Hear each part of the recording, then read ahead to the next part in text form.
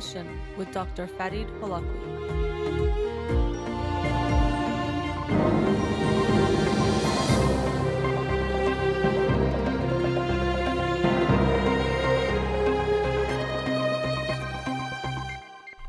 Good evening. Welcome to In Session. I'm your host, Dr. Farid Holakouee, and I'll be with you for the next hour here on Radio Hamra. You can watch me on Instagram Live or call in for Wednesday's show. You can also follow me on Twitter or Instagram or like my page on Facebook to get updates on the show or suggest topics or books for the program. And the shows are uploaded at the end of each week to my SoundCloud page and podcast on Spotify and Apple Podcasts. Let's get to the books of the week.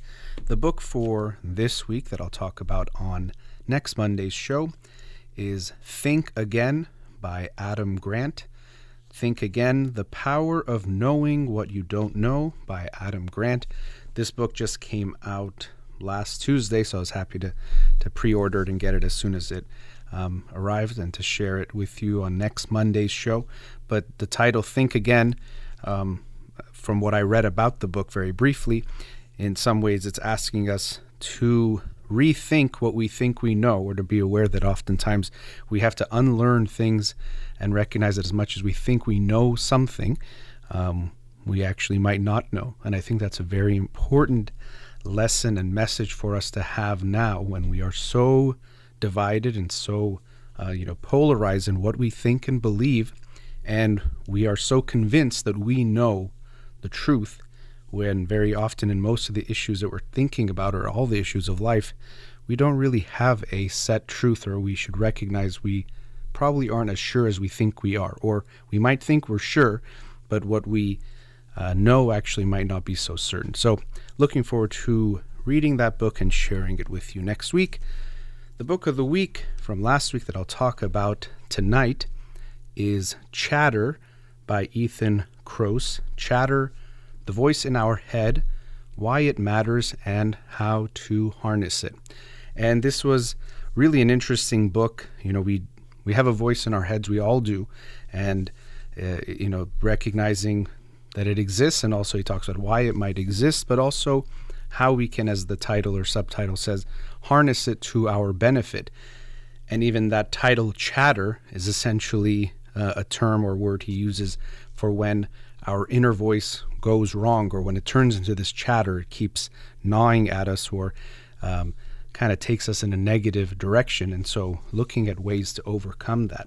And so he shares, Dr. Ethan Kroos in this book, his own experience with chatter, as he describes it, when he had received a letter after being on the news talking about one of his research studies, and he got some, not just hate mail, essentially a death threat as a letter in his faculty, or his mail at the University of Michigan, and it sent him off into a tailspin where he was worrying, and he found himself stressing out. This person had said that he was threatening essentially him, and I forgot if he threatened his family, but very really horrible things. And he started getting afraid, and he found himself, he couldn't go to sleep. He was pacing downstairs, he said, holding a Little League baseball bat. He was just so scared to go to sleep. He was looking into maybe could he even get security guards or bodyguards for professors, if something like that even existed. And anyway, but he shares his own experience where he couldn't stop the voice in his head that was worried and scared. And later on I might talk about something he did unintentionally that actually shifted what he was going through. But so looking at this inner voice, why we might have it, he shared some, I don't know if you want to call them thoughts or insights on that, looking at working memory. So working memory is essentially what we use to be able to complete a task or stay on task. It's also what we use to, let's say, memorize a phone number. You use those numbers and you might repeat them in your head, and essentially that's where the inner voice comes through. So as he talks about here, part of the working memory is an aspect of it that focuses on verbal information, which is called the phonological loop. And the phonological loop includes both the inner ear, and this is essentially part that repeats the words or the things that were just said, so we're still hearing them in our head. And you might even notice this let's say when I'm speaking now or when someone talks, you still hear it a little bit in your head afterwards, even to the effect that a speaker themselves, I've obviously done it many times, where I'll misspeak and I'll actually hear it myself maybe a second after, or maybe not even a second after that, and realize I misspoke and correct myself. So there's that part, the inner ear, but then so that's the inner ear, which helps us retain the words we've just heard, and then the inner voice, which allows us to repeat words in our head. And so that's essentially where that inner voice comes from. And we also use this inner voice. We see toddlers using this inner voice. People might have thought before it was, oh, this is just silly, or they talk to themselves. But there was a well-known Soviet psychologist, Lev Vygotsky, in the early 20th century, who actually thought that this was some aspect of emotional control. And so that's an interesting dynamic, a way of looking at it, rather than, oh, they just talk to themselves because they're unsophisticated, that actually they might be actually using that to help control their emotions or talk to themselves. So we see that we have this inner voice, and that it's an important aspect of our lives. You know, we all talk to ourselves. Sometimes we think of talking to yourself, meaning that you're crazy, which I think is unfortunate to think of anyone in that way, but we think it means something really bad. But we're always talking to ourselves. Sometimes you might even audibly talk to yourself. Sometimes it might just be in your head, but neither one of those would mean that you are, let's say, experiencing psychosis or not sure about, if it's your voice or someone else's. That's actually one of the key issues. Unfortunately, some people, the inner voice, they don't recognize it as coming from within. They think it's coming from the outside. And so they think sometimes it's the voice of God. It could be someone else, some demon, so many different things. But unfortunately, they don't recognize that voice is coming from within. So we all have this inner voice. And as the book, the title mentions, we want to see how can we use this to our advantage. And this book, I'll quickly say this as I continue talking about it. It does a great job of weaving in lots of research, stories, but also some practical advice or tools, as he also calls them, that we can all use, that I hopefully will get to share some of those with you today. So he does share first how the inner voice can go wrong or work against us. And that's really, again, like I said, chatter is that term that he's using. Unfortunately, when we've all been there before, you can't shake some thinking in your head, or you keep repeating something in your head, or ruminating over something. He shares the story of a pitcher, Rick Ankiel, who he was pitching in a high profile game, a playoff game, and he threw a wild pitch, which is basically when a pitcher, it means they really didn't hit the target well at all. So in baseball, if you're familiar, the pitcher is throwing the ball to the catcher, trying to avoid the hitter from hitting it, but also trying to put it in a certain range so that it could be a strike or not, too outside the playing field or where they want it there. But a wild pitch is when it just doesn't quite go where they want it to go. And this happens. The best pitchers will sometimes do this. But unfortunately, he kind of broke down, Ankiel, and he had this, his inner voice was starting to talk to him, and it backfired. And he actually he does share how his father was verbally and physically abusive. And I think this likely had some impact on that inner voice, which I might talk about later on the show. But so he got stuck in this chatter, and he threw another wild pitch and another one. I think he threw 4 pitches or 5 pitches in a row, something really horrible. Eventually he had to be taken out of the game. Yeah, he threw 5 wild pitches in 1 inning. And then he pitched 9 days later, and again he was doing that. It was almost like, it seems like if you're watching something like this, someone has unlearned something that they were doing. And so he had this negative self-talk that was going on. But as Dr. Kroos explains, what he also was doing, something called delinking. So when we're doing something that we've learned that has become automatic, it's interesting because it's almost like we have to get out of our own way, and that if we think too much, you actually don't do it right. You have to let yourself do it. So unfortunately, what he was doing, this pitcher, was he was going over the mechanics in detail, and he was trying to essentially break it down and pitch again the way he usually does, but by breaking it down, he was delinking all those steps to happen naturally, and he was just unable to do it. And it's heartbreaking, but it's not really a spoiler alert because his career ended years ago. But he didn't pitch again. He actually, though, learned after a few years to come back and play as an outfielder, a different position in baseball. So in some ways, he was able to overcome what he went through. But early in the book, he shares, Dr. Croce, some examples of when that inner voice can backfire, and we all can do that. Now, I do want to mention something else about the inner voice, and a point that I found interesting that he made in the book. So I've talked about the issue of mindfulness, or that topic, many times on this show. It's a very important aspect of mental health, being present, being mindful.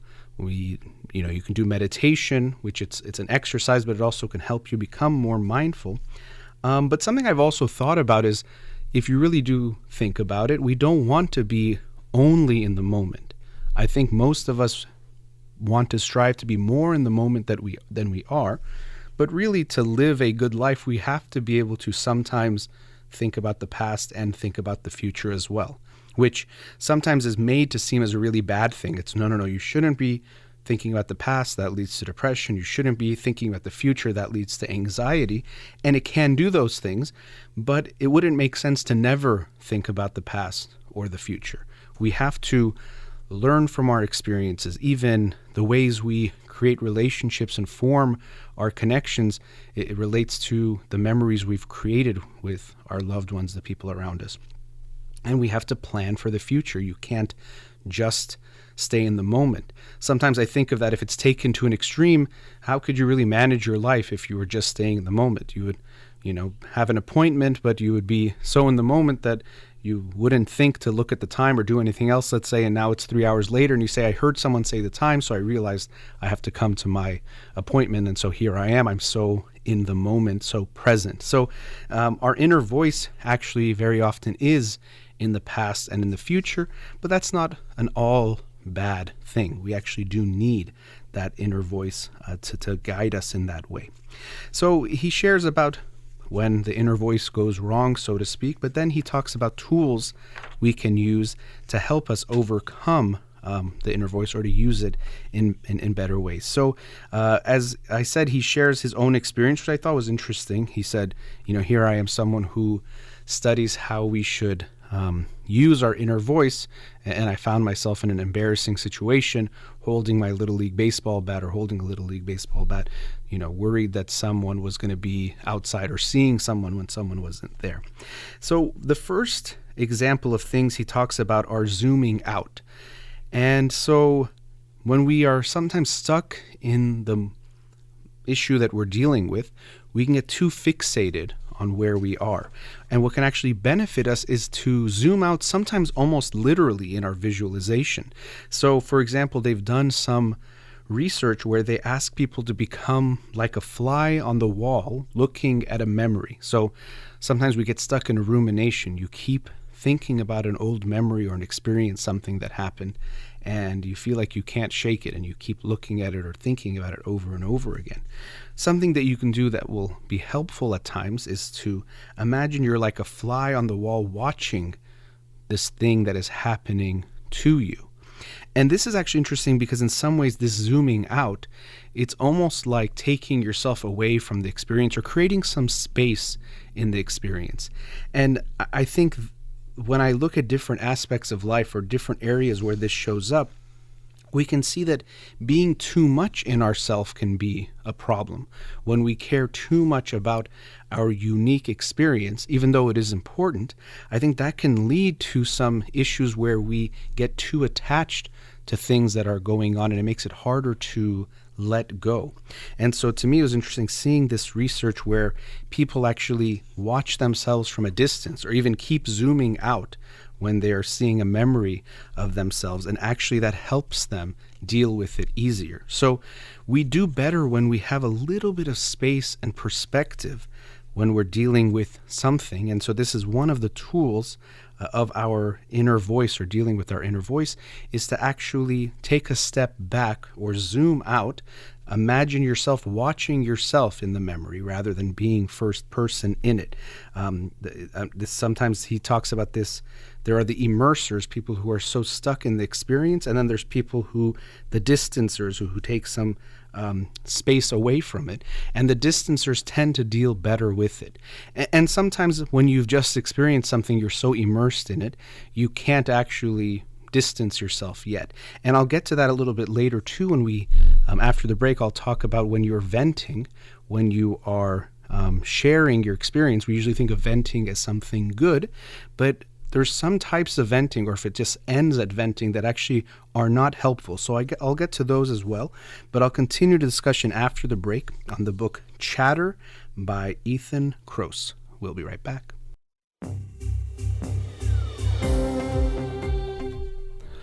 Welcome back. So continuing the discussion on the book Chatter by Ethan Kroos. So as I was mentioning before the break, sometimes creating a little bit of distance can be good when we are trying to experience past memories, especially when we can be too stuck in it. It can be good to be like a fly on the wall, or even zoom out further. People noticed that if they kept zooming out, the negative feelings tended to become a little less. Again, distancing rather than just immersing. He shared something that he said him and his colleagues called the Solomon's paradox. And this is essentially when we and you've probably all experienced it, as he says, we can say it of almost anyone and even some great figures. We're very good at giving advice, but sometimes we might not be good at taking that same advice. So people will say, oh, I'm so good at helping my friends through their problems, but I might even deal with that same problem and not handle it so well. To me, that's an interesting thing on a few accounts. One is to keep that in mind, because everyone's problems seem easy from the outside. So both in two ways. One is just because you're not experiencing it, also sometimes because that's not your issue. So if someone has no problems with procrastination, they might say, oh, it's so easy not to procrastinate, I never do it.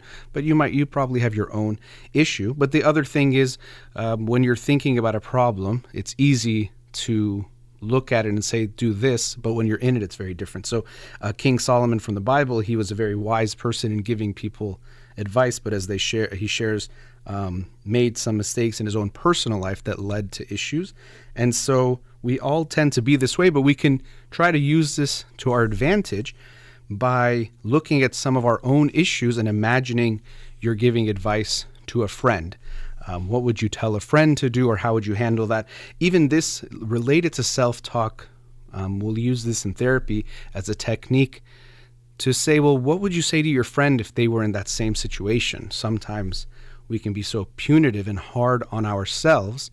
And then if I say, well, if your friend went through that same thing, or if they did that same thing, what would you tell them? And most of the time, people would be much more kind and loving. So unfortunately, we often aren't very kind to ourselves. Maybe another version of the Solomon's paradox, but in a different way, in that we tend to be more loving to our friends, family members, than we are to ourselves when it comes to things we've done, or how we just talk to ourselves in general. So that's another interesting thing that we can do, is to imagine what it's like if we were telling a friend who's dealing with that. Also he mentions time travel, so not literally time travel, but going in the past or going in the future. Again, this is where staying in the moment doesn't necessarily mean you always have to just stay present in that way, and we sometimes want to look at things differently. Thinking in the future can be a helpful tool. For example, thinking, well, how will I feel a month or a year or 10 years from now about what's going on now? That perspective can be helpful, but I do think about how we have to be careful how you use these things, especially if you're telling someone else, because sometimes people might use this to undermine someone else's pain, especially if it's just happening. When something is happening, it hurts. I actually thought of an analogy. It's like saying if someone has a cut and it's bleeding, to be like, oh, don't worry, in a month that cut will be fully healed, so you don't have to care about it right now, or don't say it hurts. It still hurts right now. That perspective can be good, but when you're still bleeding, when you're still hurting, it can sometimes be hard to go there. But when you are finding yourself worrying about something or thinking about something, it can be good to think about that. You're going through a breakup and you're in a lot of pain. It doesn't mean deny your pain. I think it's very important to experience your pain and be with it, but you can't think of how 6 months from now, a year from now, very likely you won't feel this way anymore. Or you can think of a past breakup and how when it happened, it felt so painful. You felt like you would never get over it. You were in so much heartbreak and heartache, but you got better now, or you don't even think of that person or that experience anymore. So you're okay. So that can be something important to keep in mind. Now, another interesting one, and he experienced this himself. He said when he was that night, he was holding the bat, so scared, is saying your own name. So for me, rather than just saying, I need to do this, I need to do that, but to say, hey, Farid, what are you doing right now? Or are you okay? And he even said to himself, Ethan, what are you doing? This is crazy.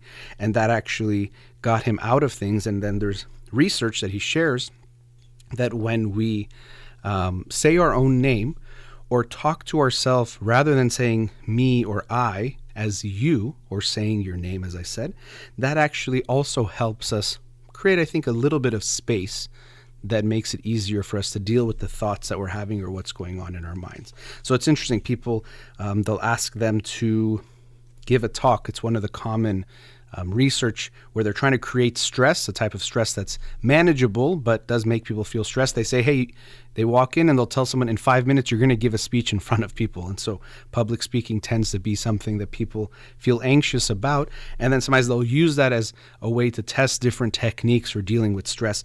And so when people were asked to use techniques or questioned in a way that made them say I, they tended to be more stressed than people that were saying you or saying their name when talking to themselves. So that could be something also to keep in mind.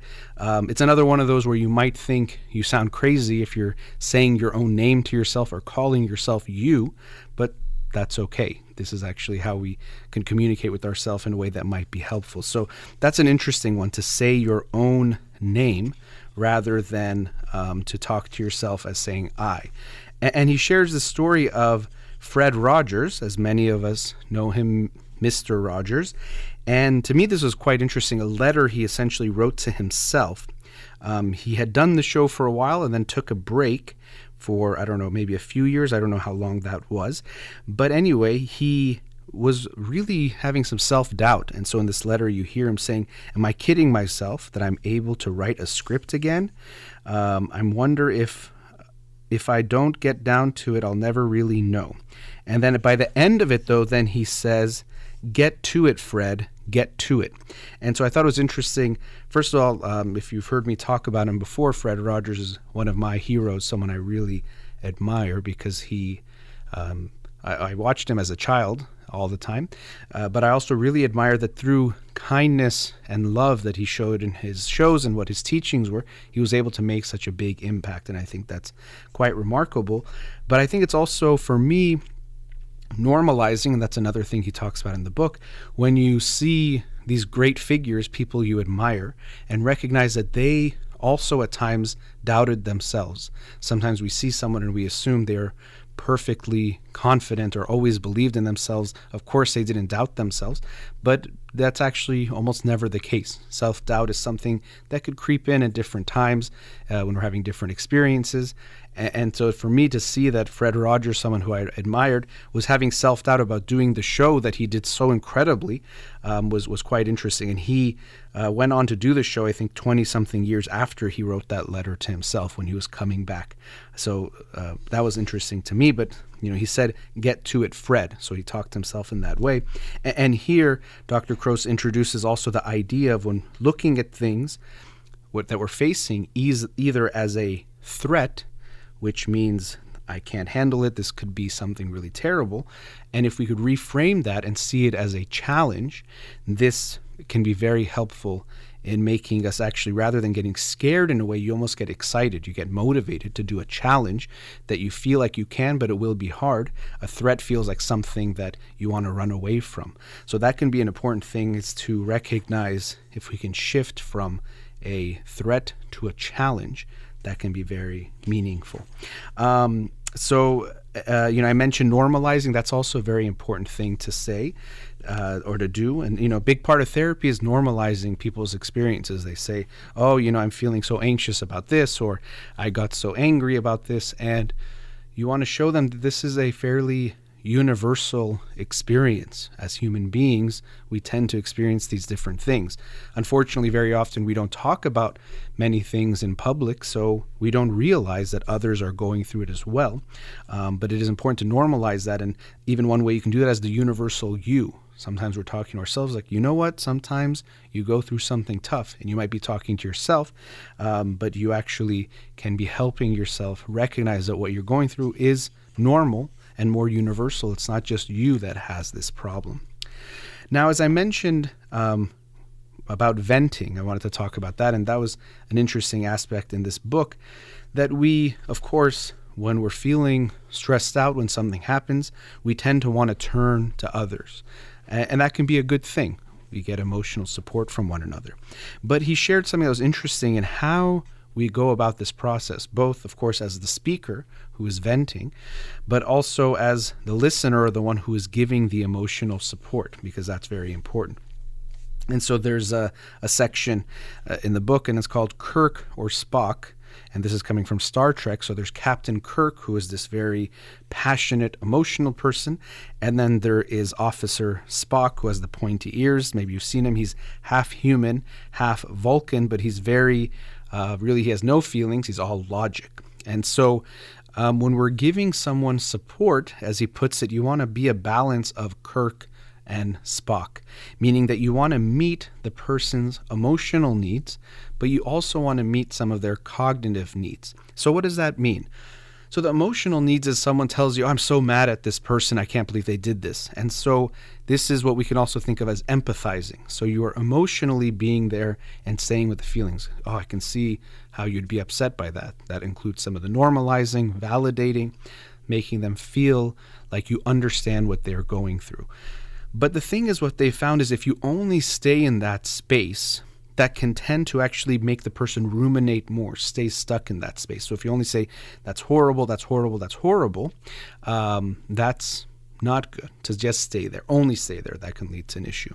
What you want to do is after you have empathized and validated, you want to then switch to seeing how you can help them reframe what happened or even potentially plan how to go forward. And as he talks about, this is a very delicate balance and one that we will always get wrong, but we often do get wrong. We want to work on and be aware of. When do you switch from that? How do you make sure you don't stay too much in the emotional, or how do you make sure you don't too quickly switch to the logical?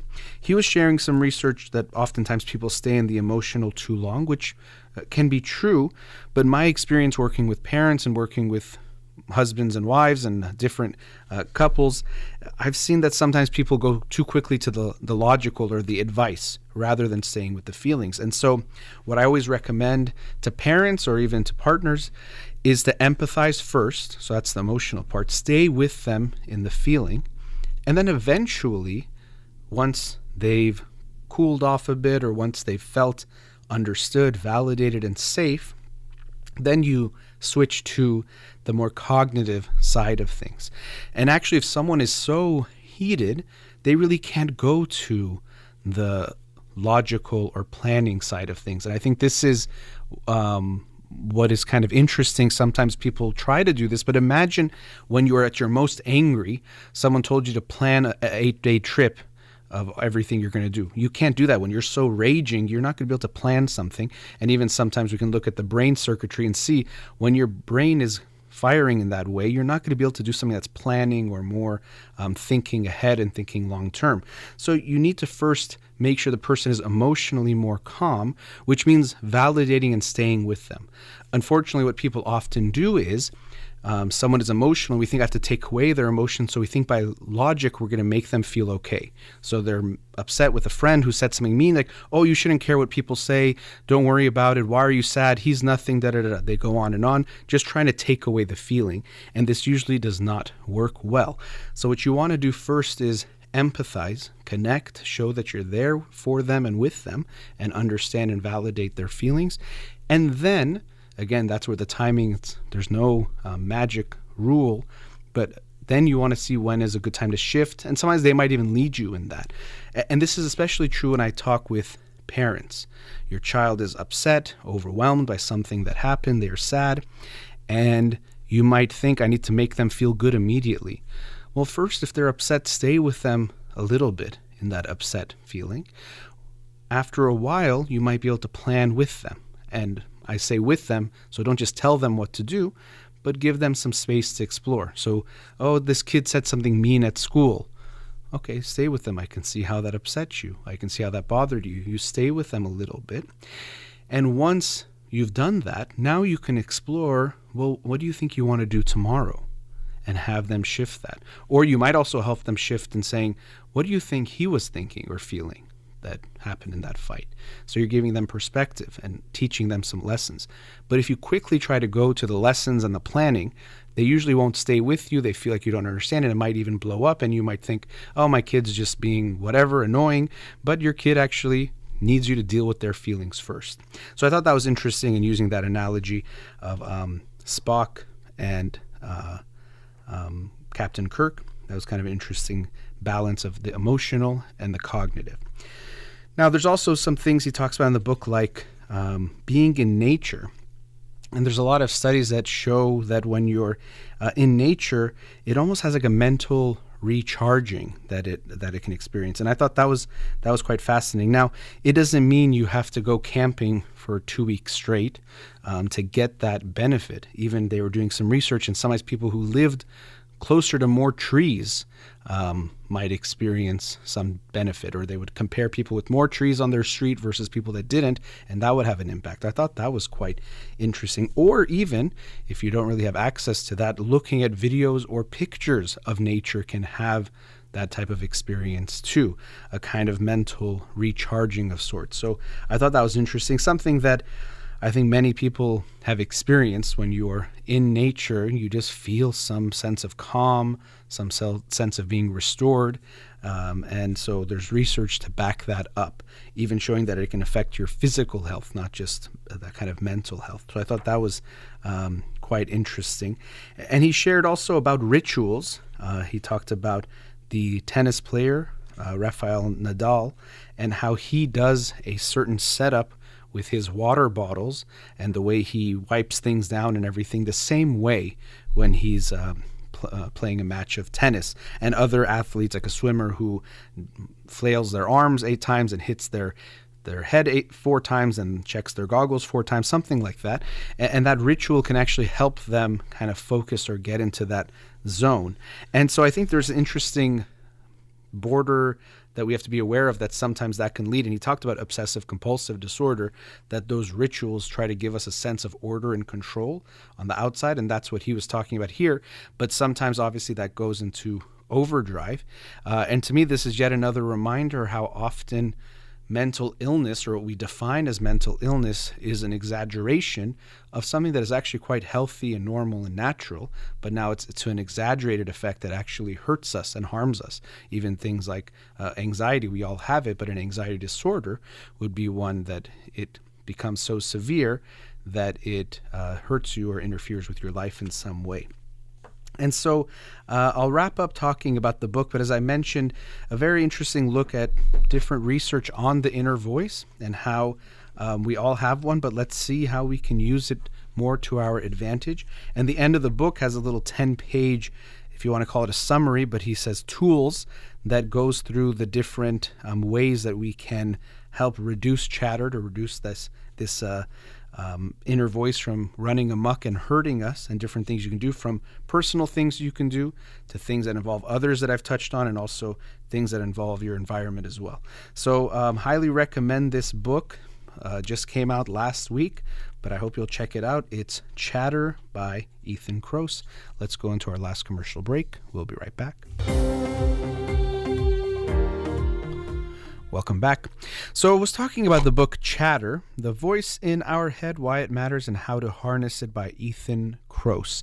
And to end the show, when we think about this inner voice, of course, it's complicated to think of how it's created or how it comes about. But one thing we have seen, and I've talked about this in other books that I've talked about, and in a way it showed up in this book as well, but our inner voice is shaped very much by the people around us. And most importantly, it comes from, or it's shaped by, our parents.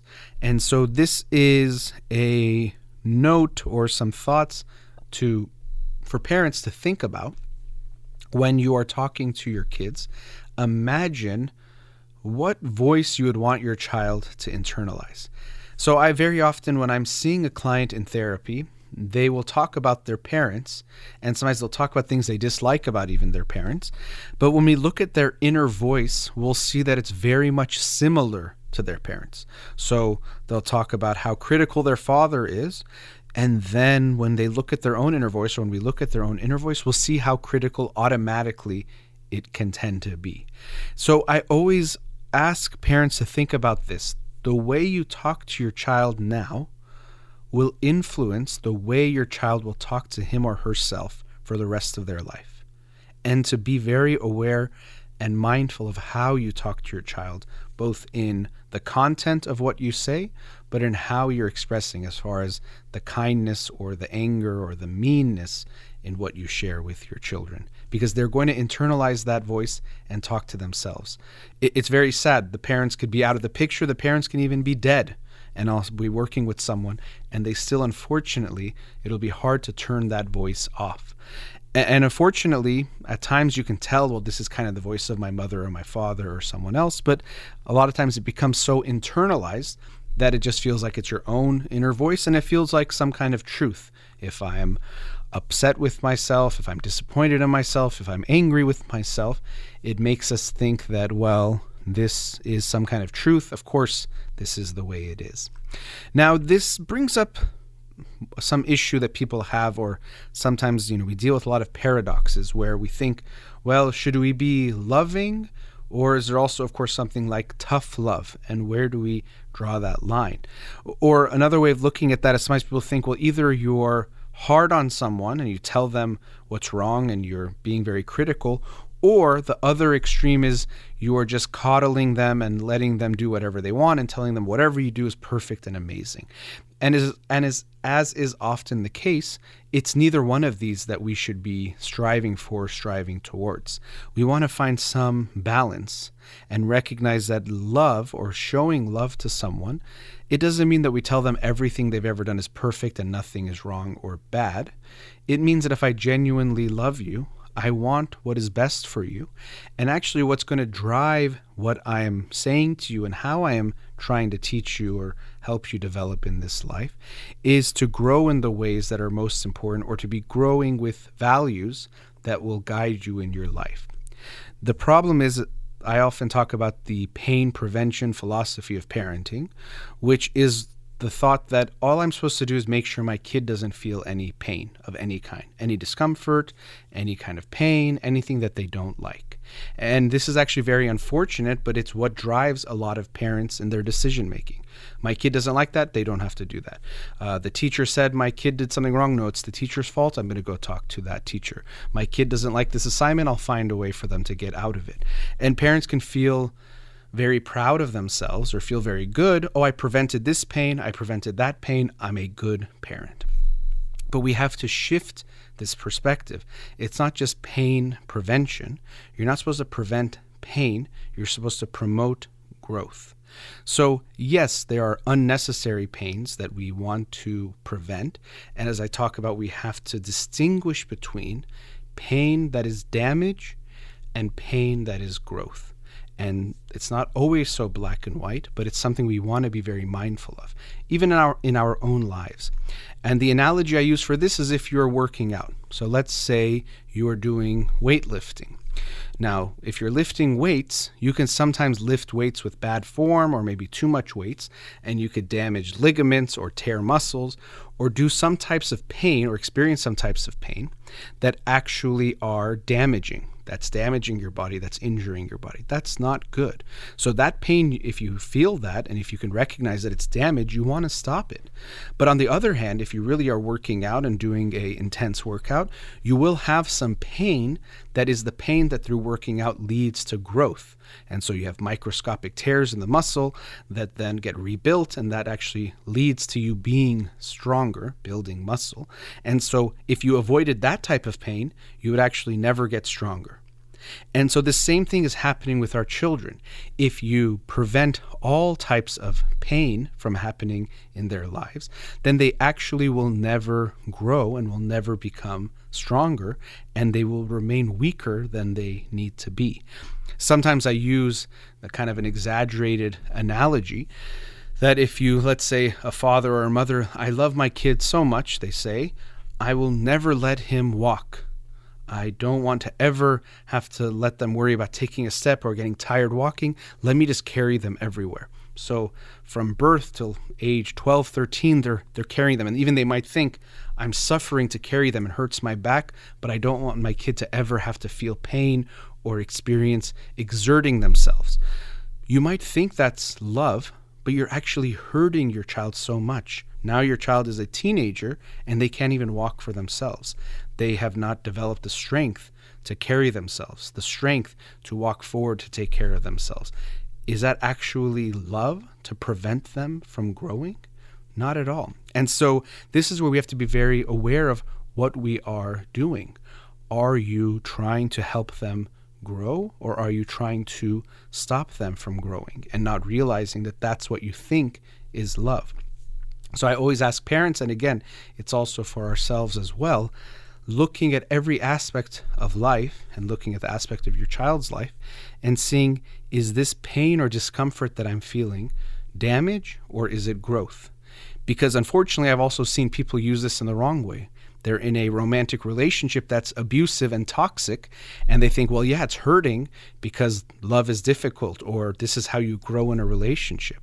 No, that toxicity, it's like poison. It's hurting you and it's damaging you. It's not leading to growth. But again, sometimes it's not so black and white to know what is going on.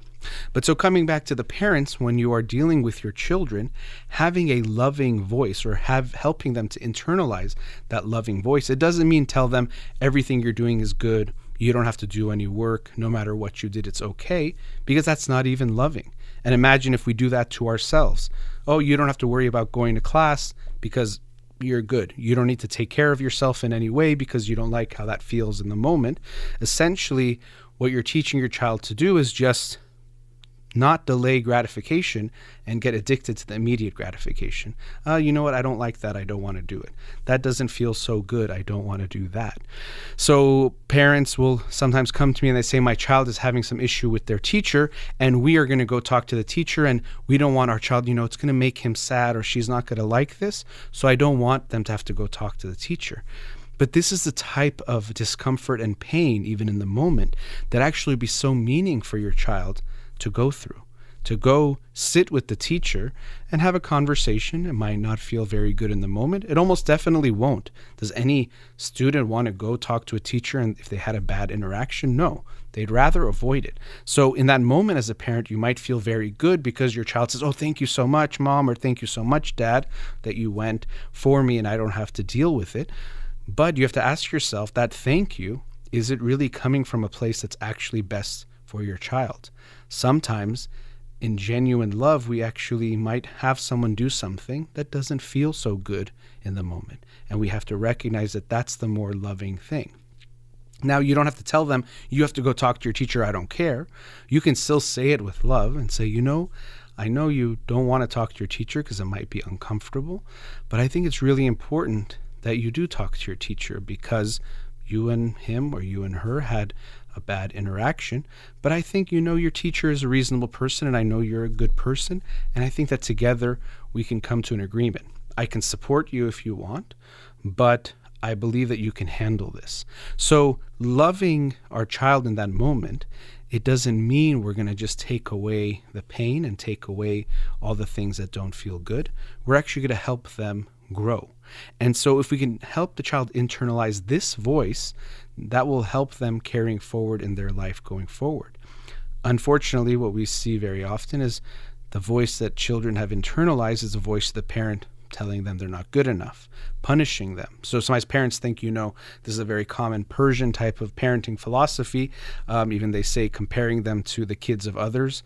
بچه‌های مردم, so the children of other people essentially, and it's that we think that we're inspiring them to keep trying to be better, or we're inspiring them not to settle, to think, oh, I'm already good enough, so we have to keep comparing them to someone better than them. But unfortunately, all you're doing is now internalizing that voice in your child to always compare themselves to someone better. Of course, with social media, that becomes very easy, but even if without social media, we'll always look for someone better or some way we could have been better, and we'll never feel like we are good enough. So what you actually would want to do is to give your child that feeling that I love you and you are good enough. It doesn't mean everything they do is perfect and they've never made a mistake, but give them that secure feeling that you are good and lovable as you are. And then hopefully they will internalize that voice if you keep showing it to them, repeating that to them. And when they love themselves, they actually will want to do the better things. So sadly, very often parents think being critical is going to help their kids grow, which, yes, that does feel like pain, but that type of pain tends to lead to damage. By telling them they're bad and they're not good enough, that doesn't make them feel better. And so many of us who could say they aren't critical to themselves sometimes, putting ourselves down, beating ourselves up, telling ourselves, why did you do this? That kind of relates to this book Chatter that I talked about tonight. That's when our inner voice goes in the wrong direction. But we can think as parents, what type of inner voice, what type of legacy do I want to lead or leave for my child? And that's very much affected by what you say. And of course, this doesn't just involve parents. I think they have such a big role in the inner voices of their children. But us as individuals, we affect people by how we speak. The things you say to the people around you, your loved ones, husband, wife, family members, they internalize those voices as well. We are all affected by these things. So I think it could be a reminder to think about, how is it that we're going to talk to one another? How do you want to talk to your friends and loved ones? And how would you want them to internalize your voice and incorporate that into the ways that they think about themselves? Now, changing that inner voice is very hard. This book, Chatter, talks about some tools that you can use that I think are really wonderful in helping us deal with issues related to the inner voice. But also sometimes when that deeper inner voice that I was talking about can be so critical or negative or tends to be that way, that can be a lot harder to change and might take some time. Therapy is definitely one way to do that, and working with the therapist, slowly reworking and changing that automatic reaction you have to things, but that does take time. So it's interesting or easy to think, okay, if your voice is negative, just make it positive. But unfortunately, as I was mentioning before, that inner voice can feel very automatic. You do something and you say, well, how could I not be upset with myself? I messed up. It feels very automatic. That's what makes it so hard to change. Usually those types of changes do take time, but we can start to slowly recognize that we can be more loving towards ourselves. I mentioned actually during the commercial break, someone asked, there's this book, Self-Compassion by Kristen Neff. I think that's a very good book, but I'd also highly recommend going to therapy to help rework some of those things that come up automatically. And what'll happen is it won't change all at once. Sometimes we think, I'm going to go to therapy and we're going to have this aha moment and everything changes from that moment forward. Well, that really almost never happens. What usually happens is slowly things start to change. So the therapist can also serve as part of that inner voice or that internalizing inner voice, as can other loved ones. And slowly we can start to change that inner voice and hopefully make it more loving and work for us and not against us. But again, I'll close by saying, as parents, think very carefully with how you talk to your child. Would I want my child to continue talking this way to themselves for the rest of their lives or not? And everything you say and how you say it will be part of that voice that they internalize. So we want to take that role and that responsibility very seriously. Okay, that brings us to the end of tonight's show. Again, the book of the week for this week is Think Again by Adam Grant. As always, a big thank you to Amir here in the studio. You've been listening to In Session with Dr. Farid Holakouee. Have a wonderful night.